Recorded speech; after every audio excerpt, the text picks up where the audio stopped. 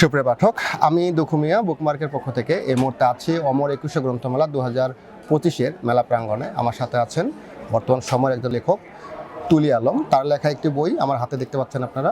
সেই dangerous psycho বইটি কী নিয়ে লেখা সেই সম্পর্কে জানবো এবং মেলার অভিজ্ঞতা সম্পর্কে আমরা শুনবো লেখকের কাছ থেকে। আমরা সরাসরি আজকে লেখকের সাথে কথা বলি। আপু কেমন আছেন? জি, ভালো আছি। সেই বইটার সম্পর্কে আপনার থেকে জানতে চাই।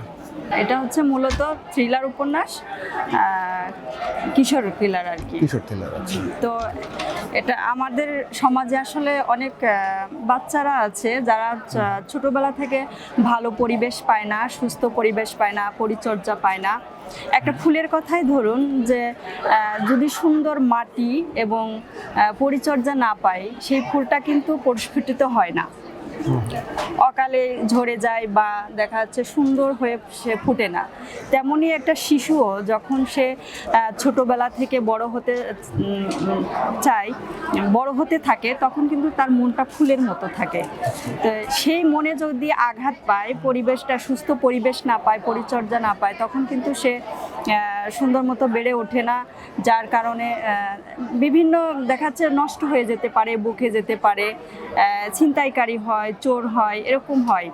তো এখানে আমার যে কিশোর কিলার, যে কিশোরের কথা বলা হয়েছে, পিল্টু নামের ছেলেটি, ও ছোটবেলা থেকে নিগৃহীত হতে থাকে। তো নিগ্রহের শিকার হতে হতে এক সময় সে ভয়ঙ্কর হয়ে ওঠে।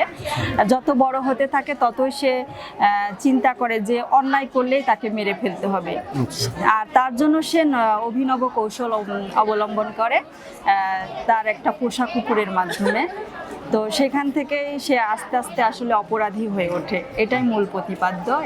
আমি যদি একটু পিছনে থেকে একটু ব্যাক করে, যদি দ্য ডগম্যান ডেঞ্জারাস সাইকো, আপনার কখন মনে হলো যে এই ধরনের একটা বই শিশুদের জন্য আপনি লিখবেন? আমি চিন্তা করেছিলাম যে এর আগে কিশোর উপন্যাস আনবো বা কিশোর সমগ্র ছোট ছোট গল্প এই নিয়ে পড়তেছিলাম, কিন্তু এই উপন্যাসটা মূলত আমার ওরকম চিন্তা ছিল না। লিখতে লিখতে আলটিমেটলি আমার গল্পের মধ্যে এটা চলে আসছে। পরে যখন এটা খাড়া করলাম লেখাটা, দেখলাম এটা একদমই কিশোর উপন্যাস হয়ে গেল, কিশোর উপযোগী হয়ে গেছে। হ্যাঁ, আচ্ছা, তো এখান থেকে কিশোর আসলে কি ধরনের মেসেজ পাবে এই বই পড়লে? এখানে মেসেজ পাবে এটাই যে আসলে আমাদের চারপাশে যে বাচ্চারা আছে, নিজের হোক বা পরের হোক, আমাদের সামনে যে বাচ্চারা বেড়ে উঠছে, তাদের সুস্থ পরিবেশ দরকার, সুস্থ পরিচর্যার দরকার।